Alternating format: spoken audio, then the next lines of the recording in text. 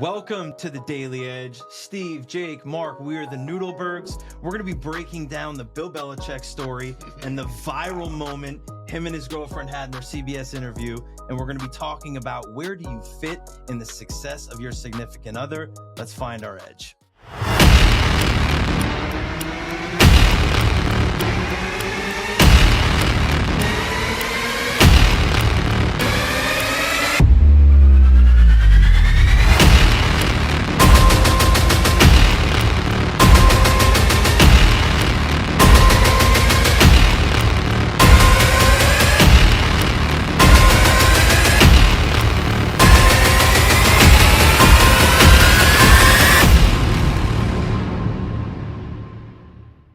Today's affirmation: I don't have to be perfect, but I do have to be intentional. The question: what role do you play in the success of your significant other? Oh, I think Dad should start with this one. I can't wait to get the old school. Well, after years of having experienced the wrong role model, the wrong situation, I now have a really supportive significant other who knows her place. She is there to support me. Oh, that's a starter. That's a way to start it off. No, we talk about it. I get it. She talks about it. She doesn't want to talk over me. She doesn't want to talk around me. Yeah. She wants to talk in a supportive way for me, with me. So it's a whole different dialogue, a whole different mindset. Somebody your age, right? So hold on. Can we please? Let's just set some context, right? We are talking about this in the context of your professional success. Correct. We are not marriage counseling here. No. We are not talking about how you should have conversations in your house or what you should do. In the role of your significant other and their success, what role do you play? You hit a banger of a word there, which is supportive. I think picking the right partner, especially when you're growing a business, is very significant. So the role they play, when we're talking about specifically what just transpired, where it became her interview, not his interview. Oh. For anybody who hasn't seen the moment, Bill Belichick was on a CBS interview for their Sunday morning show, and she immediately, after a question about being asked about how they met, and said, "We're not going to answer that."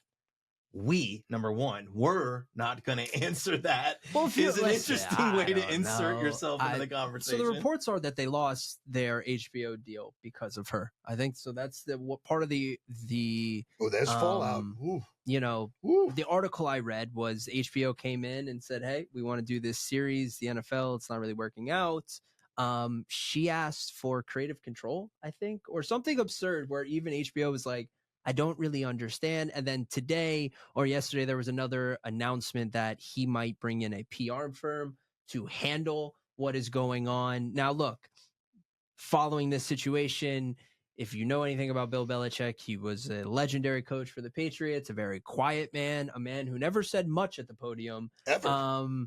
Now is in a position where he maybe does need to say something, right? And maybe does need to set the record straight. But I think it's interesting because the problem in this one is obvious. Well, I don't want to say problem because the interesting topic of discussion is they are 50 years apart in age. He is 74. What qualifies her to even have an opinion on this shit, this is now the next to set up the conversation is what is her role in the organization and why does she deserve one? So I'm going to play devil's advocate just for a second because you asked a good question. What qualifies her to even have a say in any of this? As a partnership, right? Like, if you're being asked about your relationship, that's not just about Bill and his career in football. This is about you. So I think you do have some kind of say in what your partner says out loud. Take my lead. Okay. Like, he should have answered it. And so let me back up for a second. Yeah. So we talk about preparation all the time. 1000%. What did they just land in the seat and not have any fucking idea what was going to happen? show up and throw up. There it is Right. again. Yep. You get what you deserve. You can't just sit down. You have to have some Be idea prepared. where the interview is going, what the tone of the invitation of the interview is going to be, what's off limits. It's funny. Look, They could have said, "Hey, we don't want to talk about anything, personal," and then it stays off limits. No control. I don't care if you're a CEO. I don't care if you're a head coach. Everyone knows when like the head honcho's wife walks in or the head honcho's husband walks in, like that's an important figure. Right? Yes, right. Yeah. Like that's like all high alert. Miss Terry, right? Like especially huge. in football, you called them Miss whatever their name was. There was a level of etiquette. They were the team mom. There was respect. There was respect. There was a lot of respect. I was part of a really, really unique situation. Megan Mullen, Dan Mullen was the guy I worked for at Florida. Megan used to stand out in front of Gator Walk, and we would walk in for the games, and she used to kiss everybody. Woo! Yeah. We watched And she is legitimately standing on ESPN, kissing everybody. And I remember, like, everybody in the locker room was kind of like, ooh, like, not like because we thought it was wrong. It was she was now the focus of the attention, not our players anymore. Had nothing to do with her love for them. But I was like, why did you choose this Your moment? point. Yep. The point that you make, which is a really good one, is where does Bill Belichick's girlfriend step into the same circle? So Limelight. what appears to be missing there is trust, right? Because she didn't trust that Bill was going to be able to answer that correctly. Okay. She didn't trust that Bill would take care of her in his response. Or it was her wanting to be on the spotlight. And this goes for either way. Well, this right? goes for men and women because I think we just saw Kamala Harris ran, the most powerful woman in the world ran with a man who we didn't hear from at all, really, her husband. So I don't want this to be sex. Nobody even knows that who he is. You know what I mean? No. Like I don't want this to be. No, that's why I said role of significant This has other. nothing to do with whether you're the wife in that role or it doesn't matter who you are. Where do you put your ego in that relationship? Because I think you got to swallow the line. You two are married, so you guys can speak about it a little bit differently because I'm single, but I know watching that makes me feel uncomfortable. Like that feeling of who am I trying to please? To answer the question very specifically, what role do you have in the success of your spouse or your significant other is support, encouragement, and challenge. Period. You should live in those three places with each other. Can you break down the third one a little bit more? You need to, I believe that you should be responsible for pushing that person further and making sure that they don't stay complacent. I love that. But there's one component that has to not happen, and that's competition. They're not my your wife. Challenge your and competition. Wife is a major successful woman. Yeah. But she's not trying to be better than you, or you're not competing with each other. You're both successful. When you get in a situation where your spouse is competing for anything, for spotlight, for attention, for money, for whatever, she's now running the HBO Well, deal. can I ask you a question as someone who's not in a relationship and hasn't had a divorce? Might not ever be. Might never be based on who you're in. But like, what role is the other person to give them that spotlight? Is to say, I understand all the spotlight's on me and I'm trying to shed some light on you. That's his choice. I like that. Or her. Or her choice. I'm just meaning, like, where is that balance? Because you don't want to shed them out completely. You do have, I believe, you do have a responsibility to bring that person with you, right? And help them find that role of support, encouragement, and challenge, right? And help build that dynamic together. You talked about competition. It's particularly a problem if it's a competition in the same space.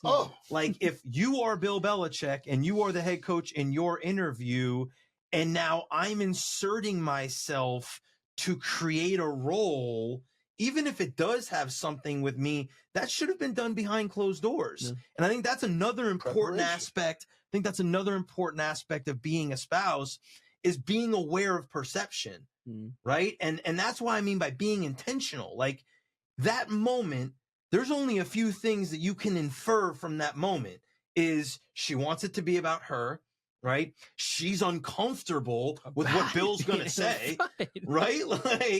Like, and that there's been absolutely no dialogue between the two of them about what will happen in that moment or the way they're gonna tackle that situation. So which has to be done prior. Change the situation for me and make her older and had experience as a coach's wife.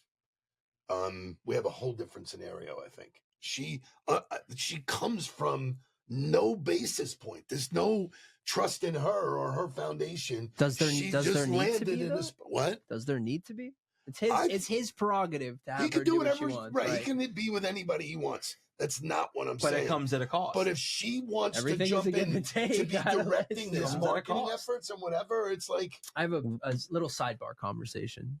Do you think North Carolina wanted this? No, You don't? No, You don't think they hired him for all this madness?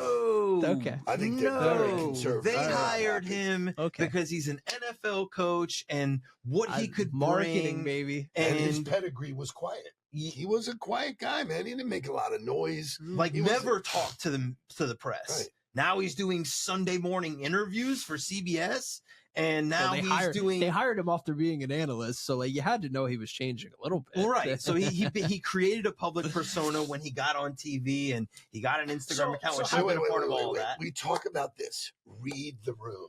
Yeah. Right? So, but You already know that people are already hyperjacked. There's a 50-year difference between them. Yep. That already causes some discomfort. Why put gasoline on that? Which is what this did. what do you do now?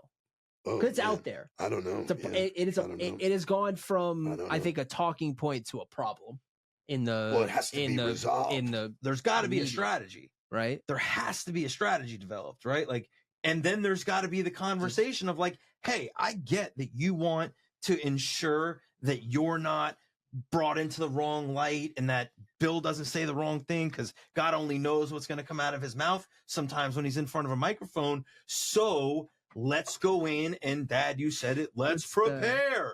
Let's build the strategy. Let's go in. Like, I don't understand. We never let a freshman speak in front of a mic without having public speaking coaching and talking to a publicist nonstop before they stepped in front of their first interview. Exactly. Who's talking to them? How is nobody? How is there not an AD? How is there not an SID? How is there not, for those of you who don't know, athletic director or sports information director at the school going, hey guys, can we discuss this, where you're going to be and what you're going to be doing and what you guys are going to be talking about so we can get on the same page? See, I think they made a deal with the devil a little bit. Like they were like, hey, Bill, come whatever do what you want. Do whatever you want. I really believe that that's what it was. So, and they're going to reap whatever that is because Bill was not going to take a job unless that's what was given to him. And so now if you take the job, right, you're Bill Belichick, are you having that conversation? Do you want to have that conversation? Are you forcing the SID to tell you to then go tell your wife? Or like, how does the conversation start? In my opinion, this is a massive failure on Bill Belichick. Oh, I agree totally. This is 1,000%. Your responsibility. You are the leader. Guy. You are the public figure. You are the person that then needs to educate your spouse or have the conversation. Even if you don't want to use the term educate, you need to create the dialogue in closed doors that says, here's where we're going. Here's what's happening. How do you want to handle it? And you create that proper conversation behind closed doors so that that doesn't happen. If you're a parent of a child that's going to go play there, right? Are you happy just from the beginning of this whole circus of the head coach is supposed to be the guy teaching you how to be a man and teaching you discipline? We're going to dating a girl 50 years younger than him. Already I'm a dad that's like, what's going on here? Then they get in front of the camera and they act like morons. Are you kidding me? I gotta get out of there. Nothing good's gonna happen in the locker room. I'm telling you. If you've never seen the video of him leaving an apartment at 5 a.m., so you should definitely go watch that video for anybody who wants to know. Correct. The old ring cam. As the world changes more, and I think in history, a lot more of these examples have existed with the woman in the spouse role, not in the per se job role, right?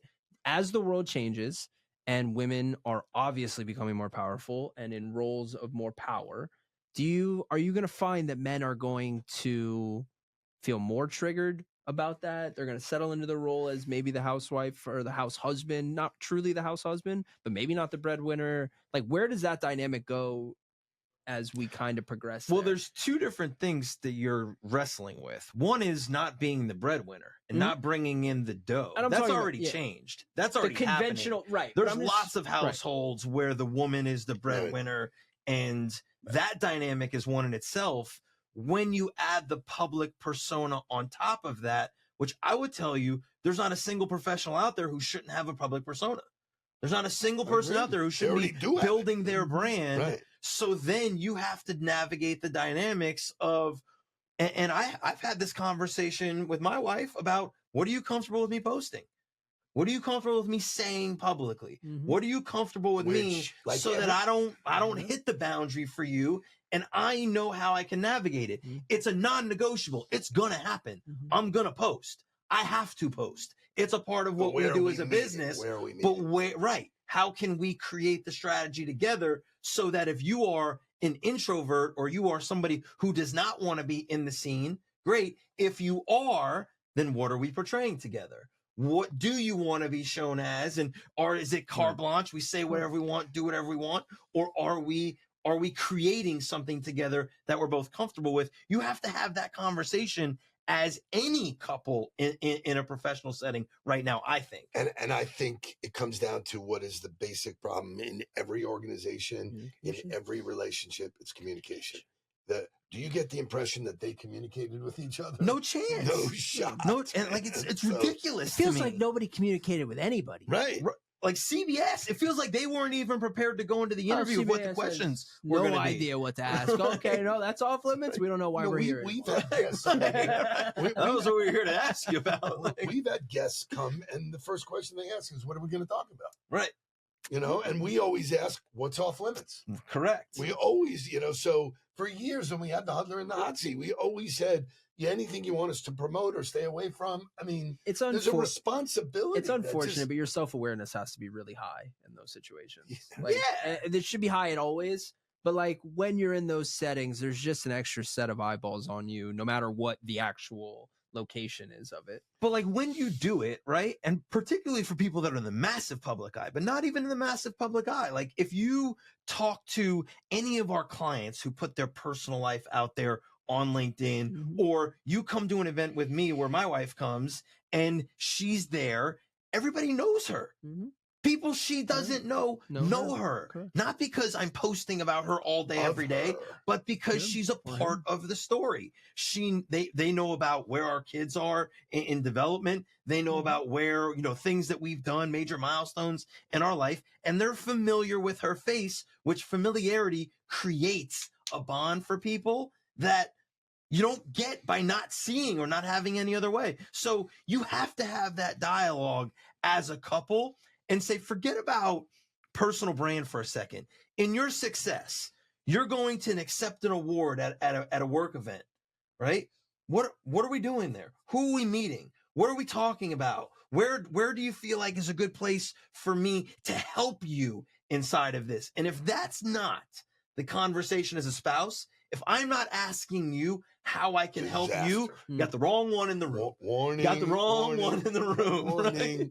Yeah, I mean, it's just, how much would you pay to interview them now? I can't wait to see what happens from here. I'm sure you can't get an interview now.